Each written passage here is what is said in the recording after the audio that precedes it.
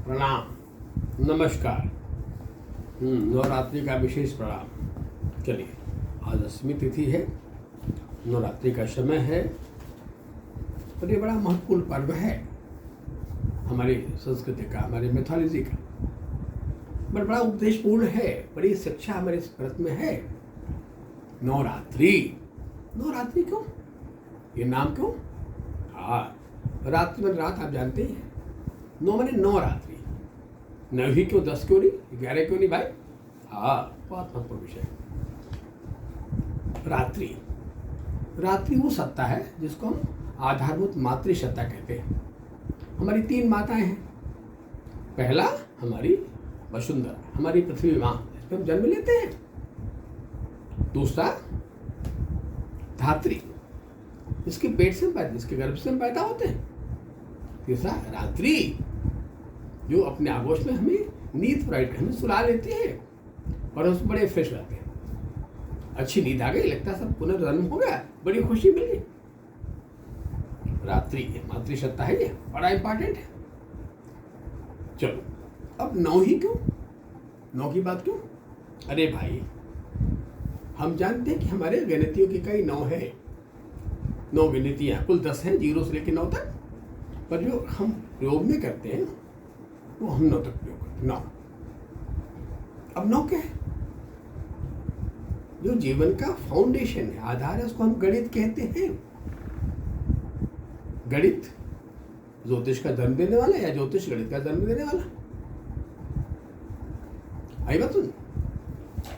अब पूरे वर्ष भर में देखा जाए तो नवरात्रि कितनी होती है? 6 नवरात्रि होती है भाई। क्या क्यों भाई? क्या जितनी ऋतुएं हैं उतनी नवरात्रि है। बसंत नवरात्रि, फिर वर्षा की नवरात्रि, शरद की नवरात्रि जो भी चल रहा है इन दिनों, फिर उसके बाद हेमंत की नवरात्रि, शिशिर की नवरात्रि और ग्रीष्म की नवरात्रि। मैंने 6 हो गए। जितनी ऋतु उतनी नवरात्रि है। ये 6 नवरात्रि क्यों? जब जब ऋतु का परिवर्तन है, ऋतु का परिवर्तन संक्रमणकालीन होता है, संक्रमण पड़ता है ना, उसका असर हमारे शरीर पर, हमारे मन पर, श्वसन यंत्रों पर बड़ा असर पड़ता है ना। तो हमें एक धार्मिक वातावरण में डाल दिया गया ताकि हम कुछ ज्ञान ले सकें और स्वास्थ्य की देखरेख कर लेंगे और हमारे उदर स्वास्थ्य को, पेट को आराम से मिल जाए, कुछ फलाहार वगैरह कर लें। आई बात। जब हम किसी साधना में लीन होते हैं, किसी उद्देश्य में लीन होते हैं, कोई हमारी एक निश्चित मंजिल होती, उद्देश्य होता है ना, तो हमारा डाइवर्जन, हमारे चित्त का एकाग्रता उसी में लीन होता है। हम व्यर्थ की बातें नहीं सोच सकते ना। बड़ी उपदेश, बड़ी शिक्षा है। कौन सी शिक्षा है? उसने कहा, देखो भाई, यत्र नार्यस्तु पूज्यन्तु रमन्ते तत्र देवता। देवता वही विराजमान होते जहां नारी की पूजा होती। और फिर कहा, दुर्गा सप्तशती में क्या लिखा गया?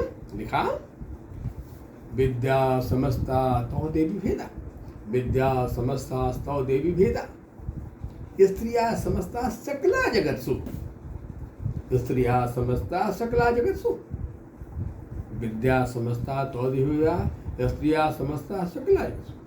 जितनी विद्याएं हैं, इन विद्याओं का जन्म ही इस गणित से हुआ। आई बात। विद्याओं के कौन से स्वरूप है? मुख्य तो आप जानते हो, वावेल एंड कॉन्सोनेंट, स्वर है और व्यंजन है। जो हमारी स्त्री सत्ता है, नारी सत्ता है, रात्रि सत्ता, ये स्वर है, आधारभूत सत्ता है। और जो कॉन्सोनेंट है, जो व्यंजन है ना, वो डिपेंडेंट सत्ता है।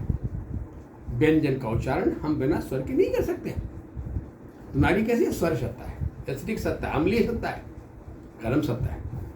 आई बात। अब जब भारतीय वाङ्मय की बात होती है, हमारी संस्कृति की बात होती है, तो संस्कृति लिमिटेड नहीं है, वो सीमा में नहीं सोचती है। आई बात। वो संपूर्ण विश्व को सोचती है, पूर्ण विश्व को सोच लेती है। वो तो कहते हैं ना, वसुधैव कुटुम्बकम, पूरी वसुधा ही कुटुंब है। तो स्त्रिया समस्ता सकला जगत्सु। आई बात।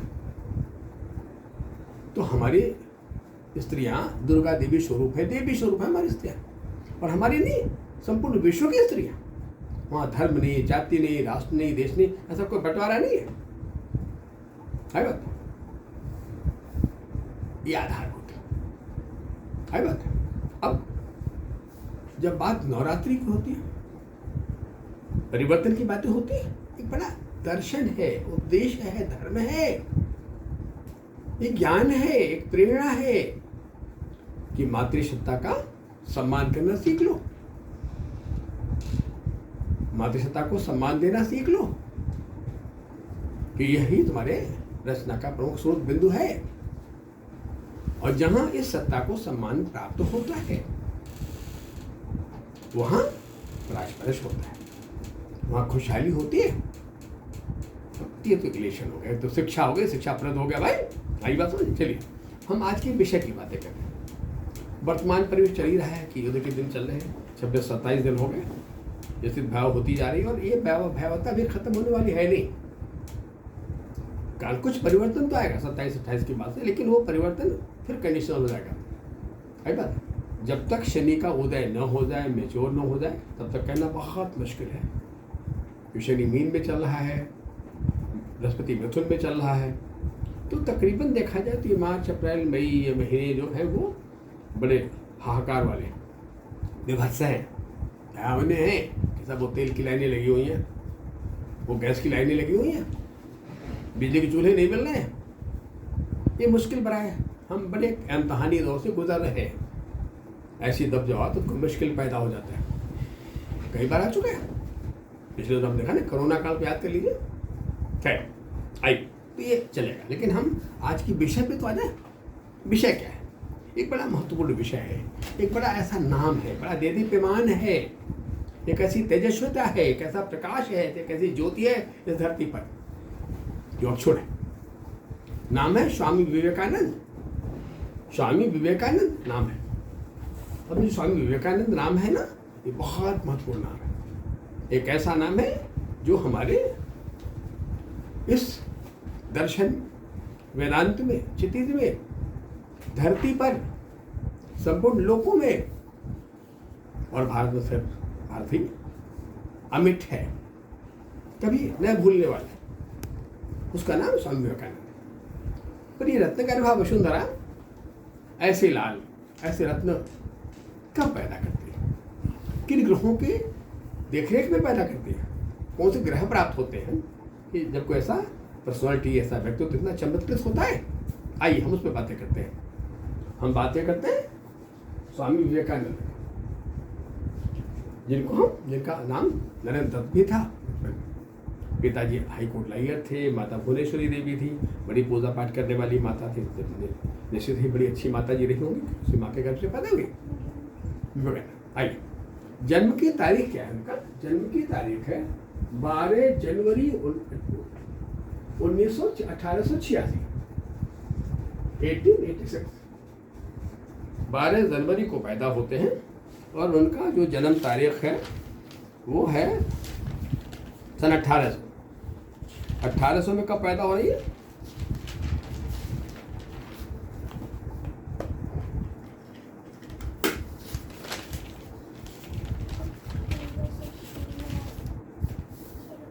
हम्म, 1863, 12 जनवरी 1863 में इनका जन्म हुआ है। 1863, 1863 मिड नाइट का जन्म, तकरीबन अबाउट 1:30 AM। कलकत्ता का जन्म, वेस्ट बंगाल का जन्म। लगन तुला है। आइए, अब तुला लगन में जन्म हो रहा है, इसे हेमंत ऋतु कहते हैं। इस ऋतु का मालिक स्वयं बृहस्पति है और तुला लगन है। लगन में बृहस्पति विद्यमान है।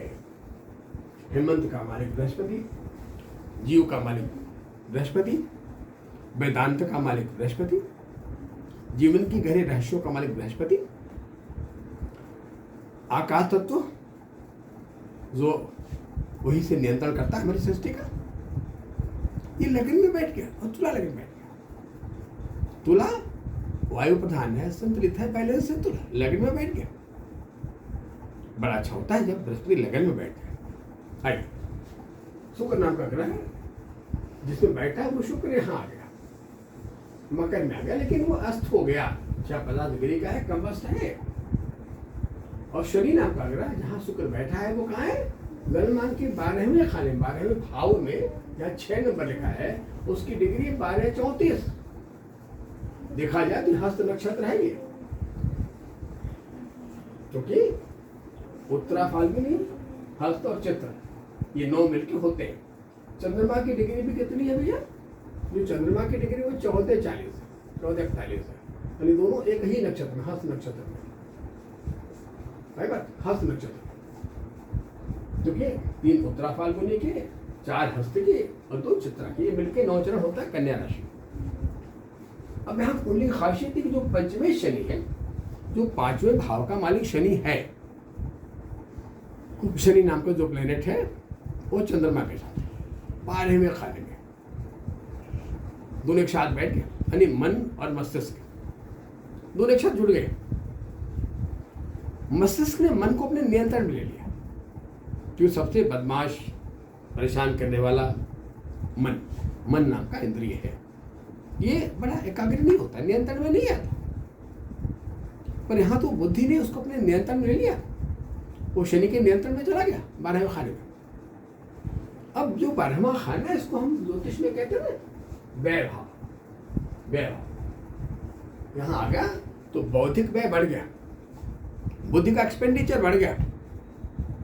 बुद्धि का एक्सपेंडिचर क्या है कि बस वही सुरसत के भंडार की बड़ी अनोखी बात, जो खर्चा त्यों तो बढ़े।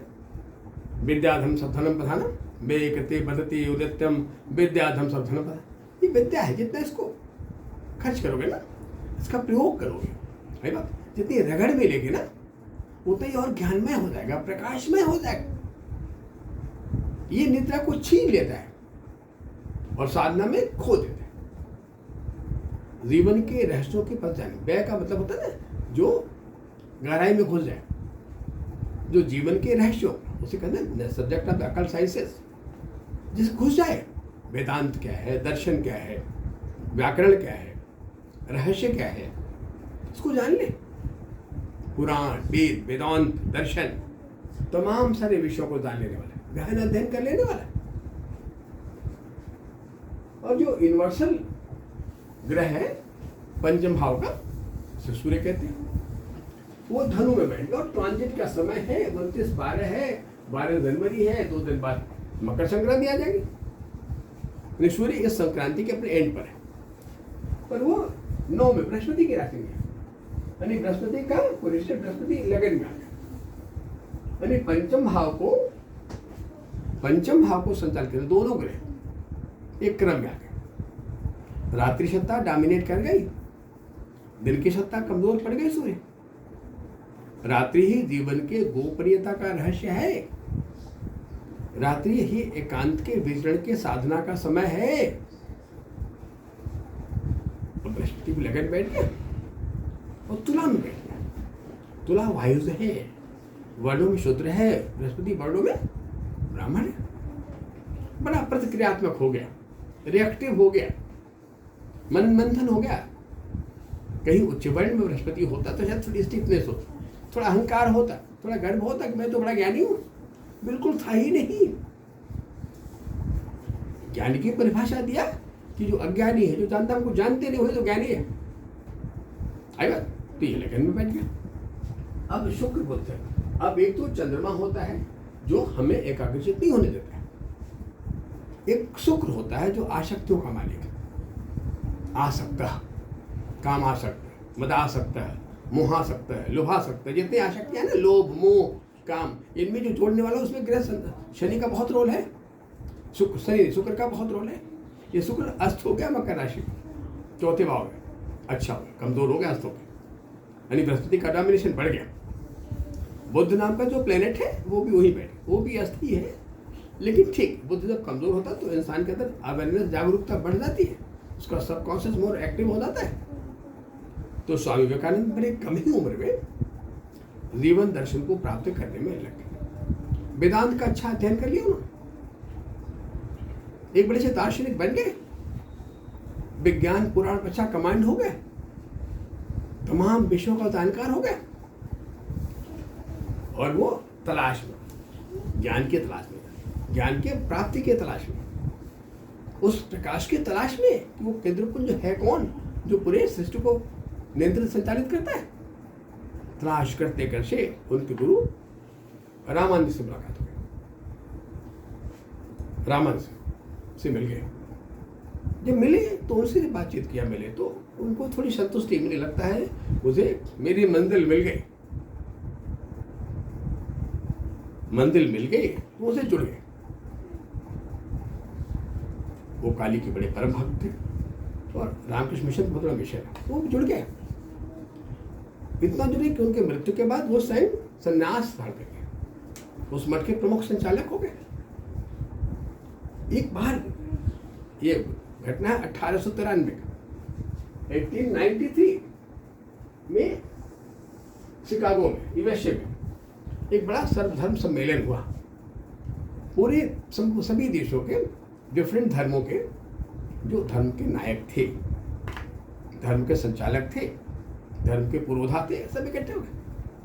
देखा एक बड़ा सामान्य सा, बड़ा अल्पायु, बड़े कम ही उम्र का एक बालक है और डिफरेंट वस्त्रों में है, बिल्कुल उगेरुआ वस्त्र है, तो उन्होंने कुछ ऐसी उम्मीद नहीं की थी कि ये क्या बोल पाएगा भाई। जैसे वो मंच पे खड़ा हुआ, आभा प्रकट हुई, प्रकाश पुंज बाहर निकला और जैसे उन्होंने कहा ना कि भाई बहनों, अमेरिकन भाई बहनों, उस बाड़ी में इतना अट्रैक्शन बढ़ता गया कि लोग केंद्रित हो गए, पूरा वातावरण शांतित एकाग्र हो गया, उसके तेजस्विता से लोग प्रभावित होने लगे थे। बड़ा अनुपम तेज देखा कि बड़ा तेजस्वी बालक है, बड़ा तेजस्वी व्यक्ति है ये, सब सन। तो उसने पूरे विश्व में अलग बिखेर दिया उस संस्कृत का। शायद उसमें वो गुण था, वो तेजस्विता थी, ज्ञान की वो गहराई थी, जो विश्व गुरु बनने का अस्तित्व रखता था, छा गया था। बड़े कम ही दिन रहा, बड़ी कम ही उम्र रही, समय बीता। समय कौन समय? 4 जुलाई 1902,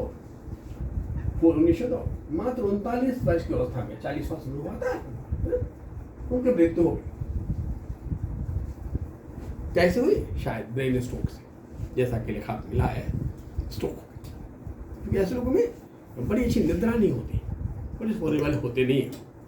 ये क्यूरियस दिमाग, जिज्ञासु ब्रेन, मस्तिष्क नींद में भी जागता रहता है और उसको जो तलाश होती है ना, उसमें खो जाता है, एक बड़ा साधक बन जाता है। खैर, एक समय आया जब स्ट्रोक हो गया, या जो ब्रह्मरंध्र होता है हमारे, लॉस्ट कर गया। लेकिन उसकी शरीर चली गई, उसकी काया चली गई, उसकी वो प्रतिभा, उसकी प्रतिभा की वो गुणवत्ता, ज्ञान की वो गहराई, उसकी ओजस्विता, ये कहाँ जा सकता है? कभी नहीं। ऐसा तारा, ऐसा प्रकाश पुंज, शशि तारा, जो कोई अस्त हो ही नहीं सकता है। वो शरीर से अस्त हुआ, लेकिन आज भी हमारे वांग्मय में, हमारी संस्कृति में आज भी जिंदा है। उसका नाम था स्वामी विवेकानंद। चलिए, अब इस एपिसोड को ही बंद करते हैं, आगे और भी हम लोग चर्चाएं करेंगे। तब तक के लिए नमस्कार, प्रणाम।